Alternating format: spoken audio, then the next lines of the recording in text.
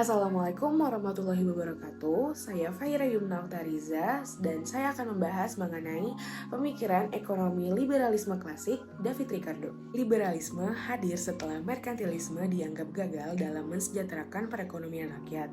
Bahkan, merkantilisme dianggap memperburuk perekonomian.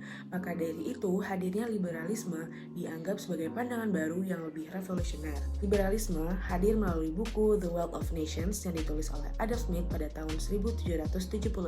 Liberalisme memiliki asumsi dasar mengenai sifat manusia, yaitu yang pertama, manusia itu egois dan menginginkan kekuasaan.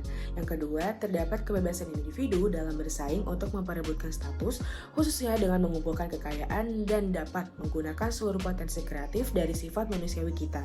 Yang ketiga, keegoisan dan hasrat manusia akan kekuasaan membuat individu bersaing dengan sesamanya melalui cara yang konstruktif. Liberalisme juga memiliki asumsi dasar terkait alokasi sumber daya, yaitu yang pertama, jumlah kekayaan yang terbatas di dunia. Yang kedua, dengan sistem perdagangan bebas, setiap negara akan mencurahkan modal dan tenaganya untuk pekerjaan yang dinilai paling menguntungkan bagi mereka. Lalu yang ketiga, kaum liberal ekonomi cenderung berfokus pada di mana negara-negara menunjukkan sifat kooperatif, damai, dan konstruktif melalui persaingan yang harmonis. Perdagangan internasional juga dinilai saling menguntungkan, bukan hanya sebagai persaingan kekayaan dan kekuasaan belaka. David Ricardo merupakan salah satu tokoh ekonomi liberalisme klasik.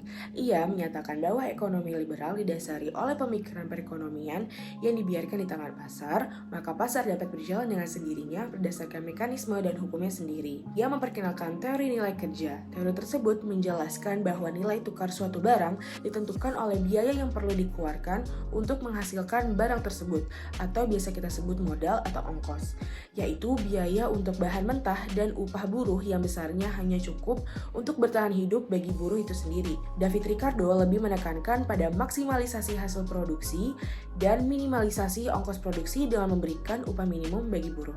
David Ricardo juga terkenal dengan teori keunggulan komparatif, yakni perdagangan internasional terjadi bila ada perbedaan keunggulan komparatif antar negara.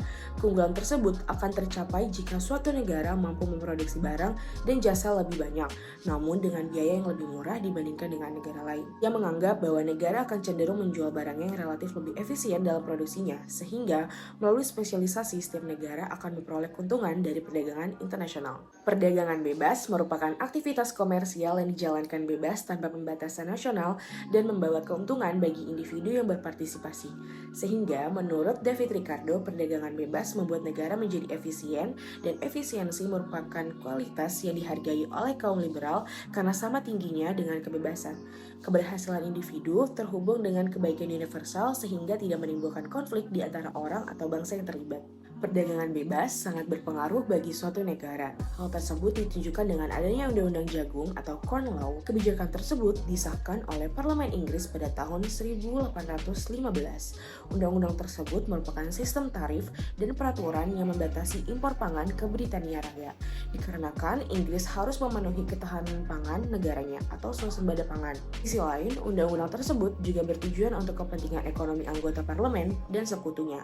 Pada 1832 terdapat Undang-Undang Reformasi Parlemen yang merevisi sistem perwakilan parlementer yang juga mengurangi kekuatan elit tanah yang sebelumnya mendominasi pemerintahan dan meningkatkan kekuatan perwakilan pusat industri yang muncul. Lalu pada tahun 1846, Undang-Undang Jagung dicabut sehingga mengubah arah kebijakan perdagangan Inggris selama satu generasi.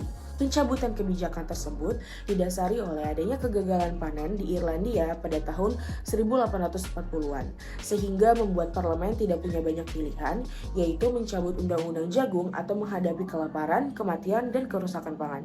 Sekian dari saya, terima kasih. Wassalamualaikum warahmatullahi wabarakatuh.